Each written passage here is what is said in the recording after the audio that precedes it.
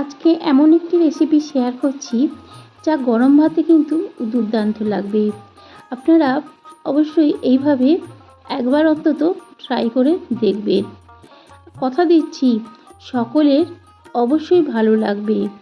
যা ভাত খান তার ডবল ভাত খেয়ে ফেলবেন। Welcome back to my channel Shrabanti রান্নাঘর অ্যান্ড ব্লগ। আজকে আমি আমার ছাদ বাগানে চলে এসেছি। আর ছাদ বাগানে এখানে লাউ গাছ আছে। এই লাউ গাছ থেকে আমি কিছু পাতা তুলে নেব, আর এই লাউ পাতা দিয়ে আজকে রেসিপি আমি আপনাদের সঙ্গে শেয়ার করব, যা গরম ভাতে দুর্দান্ত লাগবে। অসাধারণ স্বাদের একটি রেসিপি শেয়ার করব। লাউ পাতা তুলে আমি রান্নাঘরে চলে যাব। রান্নাঘরে এসে লাউ পাতাগুলো ভালোভাবে কিন্তু জলের মধ্যে ধুয়ে নিয়ে তারপর আবারও গরম জলে ধুয়ে নিয়েছি ভালোভাবে। তারপর জল ঝরিয়ে পাতাগুলো একটু শুকিয়ে নেব, যাতে পাতায় কোনো জল না থাকে। আর গরম জলে ভাপানোর পরেই সঙ্গে সঙ্গে কিন্তু ঠান্ডা জলে দিয়ে দিতে হবে। ঠান্ডা জলে দিলে কিন্তু এইভাবে পাতার কালার সবুজ থাকবে। এখানে আমি নিয়েছি প্রায় 500 গ্রাম চিংড়ি। 500 গ্রাম চিংড়ির জন্য মশলা নিয়েছি। পোস্ত নিয়েছি প্রায় 2.5 চামচের মতো। এরপর নেব সাদা সর্ষে বা হলুদ সর্ষে। এখানে আমি এই সাদা সর্ষে নিয়ে নিলাম প্রায় 1.5 চামচ। আর নিয়ে নিচ্ছি কালো সর্ষে। কালো সর্ষে নিয়ে নিলাম প্রায় 1.5 চামচ। আর বেশ কিছু কাঁচা লঙ্কার সঙ্গে একটা ভালো মিহি পেস্ট বানিয়ে নিয়েছি। আর এই বাটাটা কিন্তু এইভাবে একটু থকথকে মতো বাটতে হবে, বেশি জল রাখলে চলবে না। এবার চিংড়িগুলো একটি পাত্রে নিয়ে নেব। চিংড়ির মধ্যে লবণ হলুদ আমি আগেই মাখিয়ে নিয়েছি। এবার একটি পাত্রে নিয়ে নিলাম।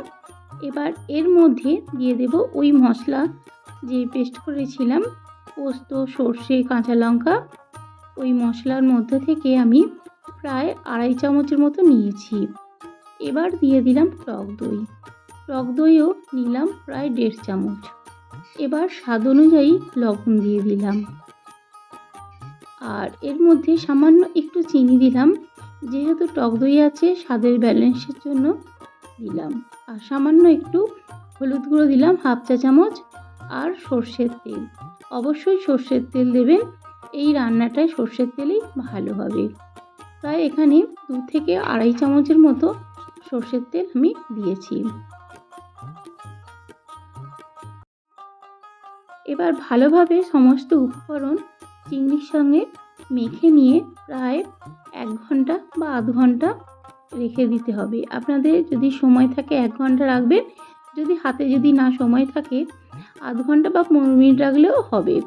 আমি এখানে আধ ঘন্টার মতো রেস্টে রেখে দিয়েছিলাম।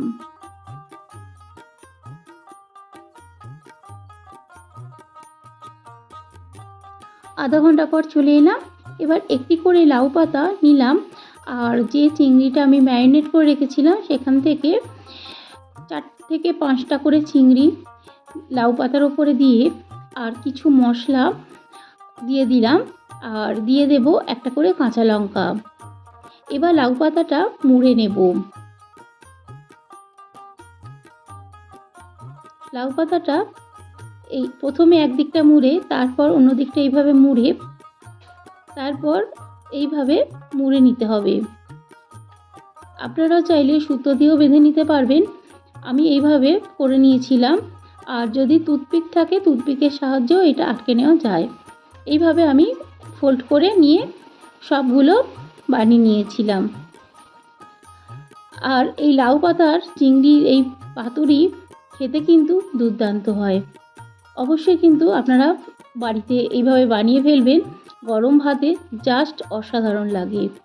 সমস্ত পাতাগুলোই এইভাবে আমি রেডি করে নেব। যেসব বন্ধুরা আমার ভিডিওটি দেখছেন অবশ্যই কিন্তু ভিডিওটিতে একটি লাইক করে দেবেন।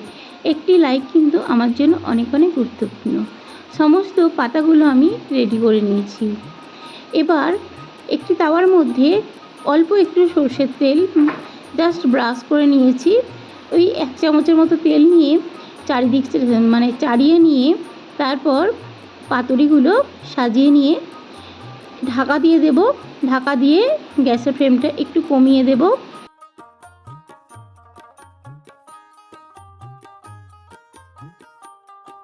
প্রায় 5 মিনিটের মতো এইভাবে রাখার পরে দেখুন কতটা জল বেরিয়ে গেছে। এবার উল্টে দেব। উল্টে দিয়ে আবারও আমি এটা ভাপে দিয়ে দেব। তারপর আস্তে আস্তে এই জল যেটা বেরিয়েছে এই জলটা কিন্তু একেবারে শুকিয়ে যাবে। শুকিয়ে গেলেই কিন্তু পাতা তার সঙ্গে চিংড়ি সব কিছু সিদ্ধ হয়ে যাবে।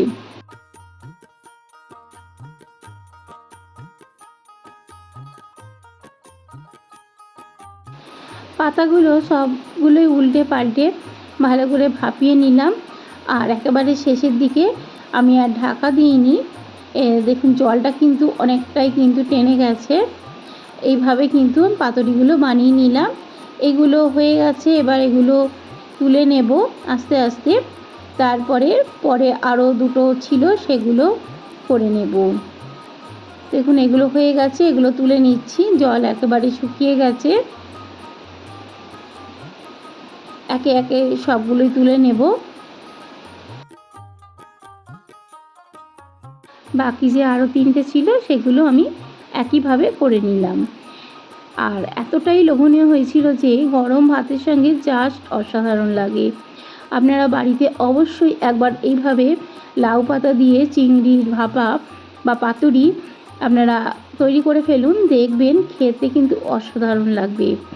তো বন্ধুরা, আজকের ভিডিও কেমন লাগলো অবশ্যই কিন্তু কমেন্ট করে জানাবেন। নতুন বন্ধু যারা আছেন চ্যানেলটা সাবস্ক্রাইব করে পাশের বেল বাটনটা অল করে দেবেন। পুরনো বন্ধুদের অনেক অনেক ধন্যবাদ আমার পাশে থাকার জন্য। ভিডিওটি কেমন লেগেছে অবশ্যই কিন্তু কমেন্ট করে জানাতে ভুলবেন না। লাইক, শেয়ার এবং সাবস্ক্রাইব করে আমার পাশে থাকবেন। সকলে ভালো থাকবেন, সুস্থ থাকবেন।